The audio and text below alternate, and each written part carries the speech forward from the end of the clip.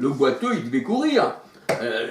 Et le sourd devait entendre la parole. Alléluia. Heureux vos oreilles parce qu'elles entendent, qu'il dit le Seigneur. Heureux vos yeux parce qu'ils voient. Alléluia. C'est ça la parole de Dieu. Alors, on voit que cette caverne, hein, et les gens qui sont à l'intérieur, ce sont des fossoyeurs. Et la fosse, eh bien, les fossoyeurs qui font les fosses, et égarés eux-mêmes qui tombent tous dans la même fosse, eh bien, la fosse est une prostituée dans Proverbe 22, verset 14. Ce n'est pas moi qui l'invente, en fait. Hein. Alléluia. Hein. Proverbe 22, 14, Proverbe 23, verset 27. Proverbe 23, 27, 28. Proverbe 23, 27, 28. Alors, les faux enseignants, hein, la parole de Dieu nous dit, hein, ils paraissent beaux au dehors, mais à l'intérieur, eh bien, ce n'est que des ossements. Alléluia.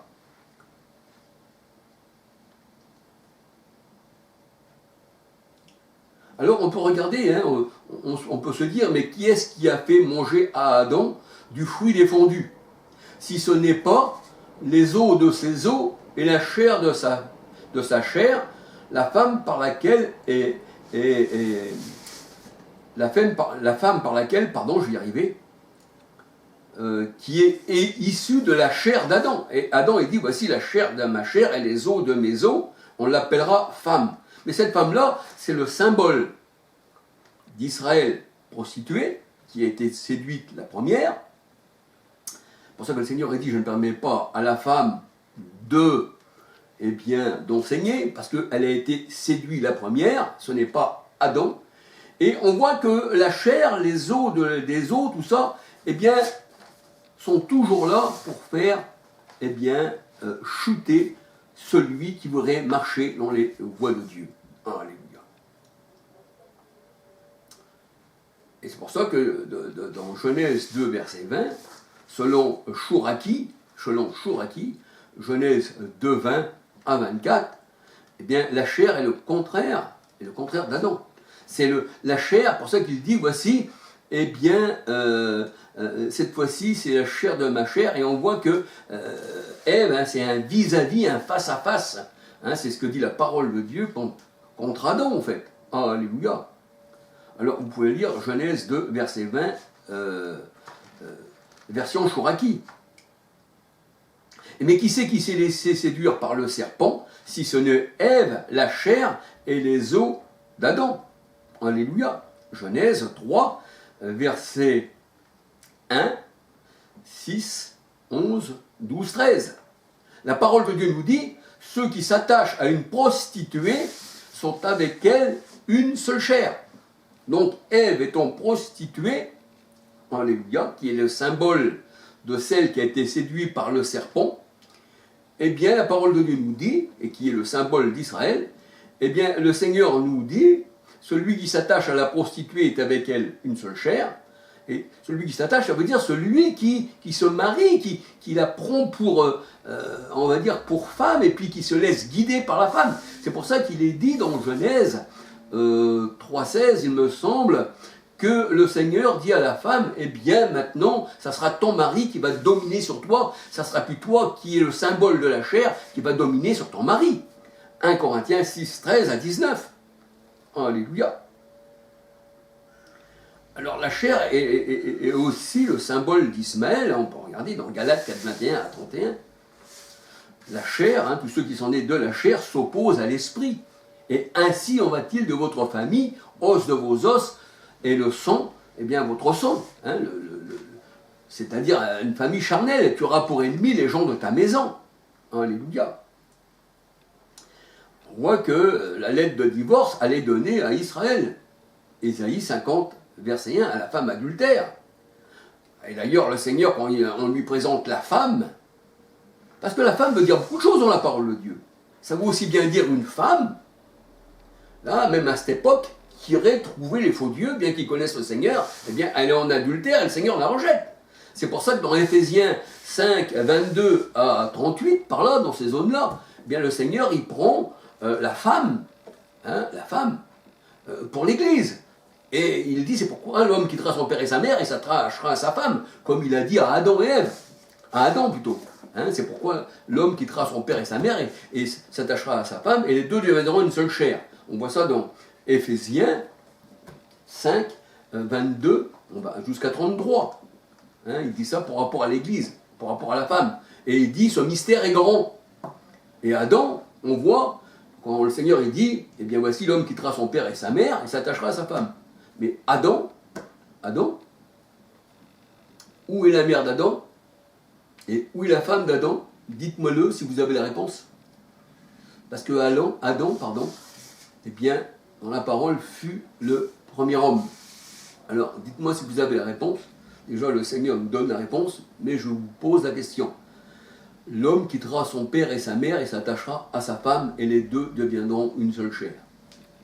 Hein, dans Genèse, quand Adam, là, la femme est sortie, eh bien, la chair d'Adam est sortie de lui-même. Alors, on présente une prostituée au Seigneur, Matthieu 19, versets 3 à 12, et le Seigneur il dit, bien,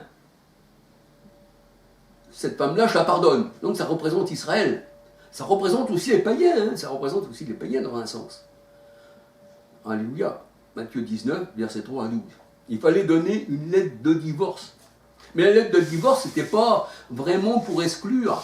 C'était plutôt pour donner du temps, parce que le Seigneur est divorcé jusqu'à temps que la femme devait revenir. Le Seigneur, il dit, mais alors les pharisiens, mais ils disent, Moïse nous a dit d'avoir une lettre de divorce pour telle femme. Mais le Seigneur, il dit, c'est pour la dureté de votre cœur. Mais au commencement, il n'était pas ainsi. Si tu reviens à moi, Israël, toi la prostituée, j'oublierai tes transgressions. Et c'est pour ça que le Seigneur a envoyé Jean-Baptiste, justement, pour baptiser du baptême de repentance. Matthieu 19, versets 3 à 12. Deutéronome 24, verset 1. Deutéronome 24, verset 1. Jérémie 3, 8. Marc 10, verset 4. Alléluia. Et c'était Moïse qui parlait de ça, hein, la lettre de divorce. Donc c'était Israël. Alléluia. Mais la femme dans la Bible, elle a plusieurs sens spirituels, comme les eaux dans la parole de Dieu ont plusieurs sens spirituels. C'est pour ça que la Bible, elle dit, Dieu parle tantôt d'une manière, mais il parle aussi tantôt d'une autre. Il faut bien comprendre la parole de Dieu qui est spirituelle pour les hommes spirituels, mais l'homme charnel, eh bien, pour lui, la parole est folie et on vous traitera de fou. Alléluia. Or, nous avons la pensée du Christ. Mais le monde, lui, il a la pensée du monde, il a l'esprit du monde. Or, nous n'avons pas l'esprit du monde, mais nous avons l'esprit de Dieu, l'esprit du Christ. Alors, le Seigneur, il appelle toujours son épouse à se repentir. Alléluia. Le Seigneur est qui en pas rancune à toujours. Alléluia. Alors, l'époux, c'est qui dans la parole de Dieu? C'est l'Éternel. Ésaïe 54, verset 5. Et 2 Corinthiens 11, verset 2, Paul dit, eh bien, je vous ai fiancé à un seul époux qui est Christ. Alléluia, il n'y a pas deux époux dans la Bible, il n'y a pas deux troupeaux, alléluia. Et le Seigneur a dit, si tu viens à moi, si tu reviens à moi, femme adultère, Israël, malgré ma lettre de divorce, eh bien, j'oublierai tes péchés. Alléluia. Tes péchés d'autrefois, tes péchés d'adultère. Et le Seigneur a dit, ce sont vos péchés. C'est ça le mur de séparation, ce sont vos péchés qui mettent un mur entre moi et vous, qui dit le Seigneur. Ce sont vos péchés. C'est pas que le Seigneur, il t'aime pas, mais ce sont vos péchés qui mettent un mur. Et là, on voit que les ténèbres ne l'ont pas reçu. Alors ceux-là, du tout, hein, ceux-là, ils sont restés dans les ténèbres. Et le Seigneur des Juifs convertis, hein, des Juifs de ce temps-là, hein, et des païens, eh bien, il a fait qu'un seul peuple. On peut regarder qu'il y a eu un arbre, hein, un arbre de l'olivier, qui dit le Seigneur a été, les branches ont été coupées, et vous, païens, vous avez été greffés sur l'olivier naturel d'Israël. On n'a pas été greffés sur Rome, hein, la Trinité romaine, tout ça. Le Seigneur, il ne connaît pas ça. Hein. Le Seigneur, il dit, on a été greffés sur l'olivier naturel d'Israël. Nous sommes devenus des Juifs. Nous ne sommes pas venus des Romains, des Italiens. Hein, l'Église catholique n'existait pas, et je tiendrai toujours à le dire dans mes vidéos. Hein, et le Seigneur a dit, c'est moi qui vous ai choisi, c'est pas vous qui m'avez choisi. Alléluia. Alors qu'on ne choisit pas de religion qui n'existait pas au temps du Seigneur, et que les disciples étaient quand même sauvés. Je le répéterai toujours. Alléluia. Alors la chair, les os, le sang représentent les ennemis de Dieu. Jean 3,6. Il s'oppose toujours. Jean 3,6, ce qui est né de la chair est chair. La chair et le sang, eh bien, c'est la chair et le sang qui fibrent et justement détourner Adam des commandements de Dieu. Genèse 2, 20 à 24. La chair est symbolisée par une femme. Elle ne doit pas enseigner. 1 Timothée 2, 11 à 15. 2 Corinthiens 11, versets 3 à 16. Le chef de la femme, le chef de la chair, c'est l'homme. Tu dois dominer sur ta propre chair. Alléluia. Laisse pas ta chair prendre le dessus. Alléluia. Je tiens à dire que la femme née de Dieu, il n'y a plus homme, ni grec, ni juif, et que la femme née de Dieu, la servante du Seigneur, Acte 2, verset 2, 1 à 31, je répondrai de mon esprit sur mes serviteurs et sur mes servantes. Il n'y a plus ni grec, ni juif, ni homme, ni femme en Jésus-Christ. Galates 3, 27, 28, 29. Ces femmes-là, la Bible ne parle pas de ces femmes-là dans la Bible. Alléluia. Ces femmes-là sont spirituelles, ne sont pas charnelles. Alléluia. Alléluia. Jésus, la parole de Dieu nous dit, n'a pas de parents humains.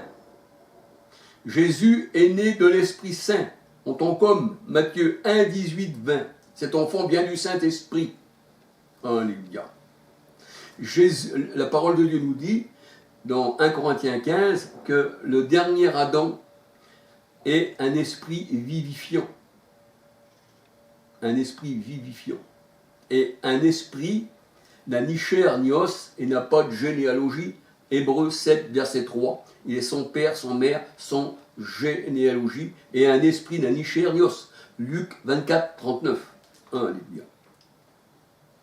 Alors la famille charnelle, qui ne comprend pas les choses spirituelles, eh bien, seront pour vous des ennemis. Tu auras pour ennemis les gens de ta maison, tous ceux qui sont nés de la chair et du sang.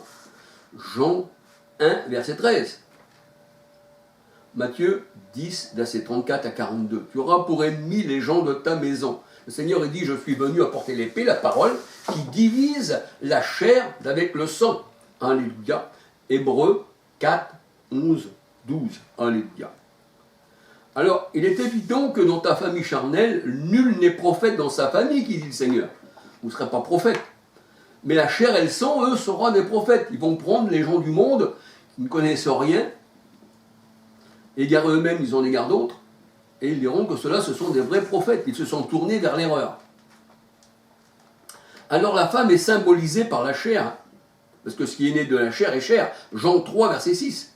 Genèse 2, verset 20 à 24. Et la chair ne révèle rien du tout. La chair ne révèle rien du tout. Matthieu 16, 17. Ce n'est pas la chair et le sang qui t'ont révélé cela, c'est-à-dire ce n'est pas le sang, la chair, les os qui t'ont révélé cela, mais c'est mon Père. Et Paul dit, eh bien, quand j'ai reçu la parole, quand j'ai reçu le Seigneur dans ma vie, alléluia, je n'ai pas consulté la chair et le sang. Alléluia. La chair s'opposera toujours à l'esprit. Acte 7, 51. La chair, elle s'assied à la table des démons. Alors si vous allez chez les religieux, ceux qui se disent servir le Seigneur, mais tout en servant, comme les pharisiens disaient servir le Seigneur, mais ils l'ont quand même crucifié, eh bien c'est des ennemis de Dieu. Tu auras pour ennemis les gens de ta maison. 1 Corinthiens 10, 18. C'est-à-dire le symbole des Juifs selon la chair. La chair qui s'oppose à l'esprit. Galates 4, 29 à 31.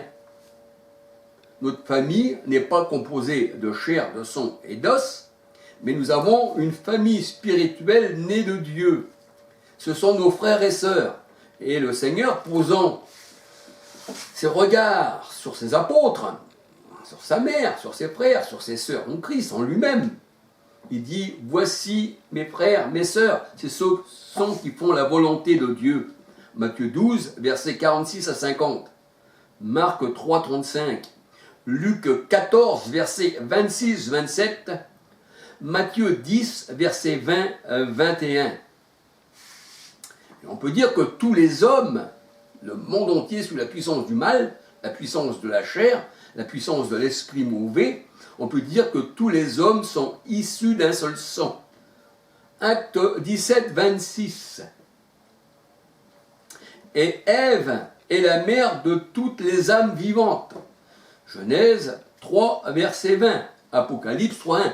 Tu parais être vivant, mais tu es mort. Apocalypse 3, 1, 2. Alléluia. Alors, notre parenté ne se reconnaît pas dans le sang et dans la chair. Et la chair n'hérite pas du royaume des cieux. 1 Corinthiens 15, verset 50. Alléluia. Alors nous sommes, alléluia, alors nous sommes le réceptacle. C'est-à-dire, nous sommes le vase, nous sommes le temple de Dieu. Le Christ, quand il est venu sur la terre, alléluia, il n'est pas venu simplement se promener sur cette terre infâme, mais il est venu dans son saint temple habiter parmi nous. La Bible elle dit, or le Seigneur c'est l'Esprit. Et 1 Corinthiens 6, 13 à 19, la parole de Dieu nous dit, ne savez-vous pas que vos corps sont pour le Seigneur, 1 Corinthiens 6, 13 à 19, que vos corps sont le temple de l'Esprit Saint. Prendrai-je le corps du Seigneur pour en faire une prostituée? Non, Seigneur. Alléluia. Alors le Seigneur, il est venu justement pour habiter en nous. Et nous sommes le réceptacle, c'est-à-dire nous sommes ceux qui ont reçu l'Esprit. 1 Jean 4, 13. Et Jésus est Emmanuel, Dieu parmi nous. Alléluia. Nous sommes les membres de son corps.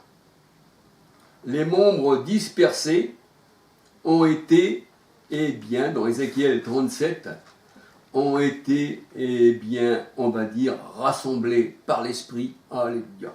Jean 11, verset 52. Alléluia.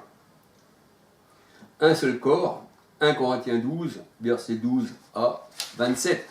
Alléluia, gloire au Seigneur. Petit troupeau, votre Père céleste a trouvé bon de vous donner le royaume. Luc 12, 32. Gloire au Seigneur. Alors, nous voyons que les os, la chair, le sang, représentent les généalogies du monde. C'est pour ça qu'on dit ça, c'est l'enfant d'un tel, l'enfant de lui, il fait partie de la même race que lui, ou lui descend de lui. Et là non, le Seigneur il dit que nous sommes les enfants de Dieu. On n'a qu'un seul père. Le monde a plusieurs pères dans le monde. Ah oui, si vous prenez même les races ont plusieurs pères, même chez les Français ou n'importe où, même en France, même qu'on soit français, qu'on soit un seul peuple, il y a plusieurs pères des personnes dans le monde, parce que chacun a son propre père, sa propre mère. Voyez-vous? Or la Bible elle dit, nous avons un seul père, c'est Dieu. Alléluia. Et on n'est pas dans le monde, nous, on fait partie d'en haut, eux, ils font partie du bas. Alors je voulais vous dire aussi que Ève, il faut bien comprendre que Ève, ça représente la chair, les os de l'homme, que l'homme doit dominer la chair, c'est-à-dire sa propre femme, et qu'il ne doit pas être justement séduit par la chair, comme Ève a été séduite. Et dans 2 Corinthiens 11, 2, 3, 4, et on va un peu plus loin, regardez les faux prophètes, si on lit 2 Corinthiens 11, 2, 3, 4, et quand on suit en entier, on voit qu'il y a des faux prophètes qui ont annoncé un faux évangile, et là, Paul dit, je crains que vous vouliez séduire par vos pensées, pour vous tourner sur un autre évangile, parce que la pensée, c'est Satan, c'est le serpent la pensée. Par vos pensées, et que vous suiviez un autre évangile, et que vous vous détourniez de l'évangile que nous avons annoncé. Et c'est ce qui arrive aujourd'hui, il y a un faux évangile sioniste, franc-maçonnique, qui nous vient de Rome, qui nous vient encore au-delà même de tout ça.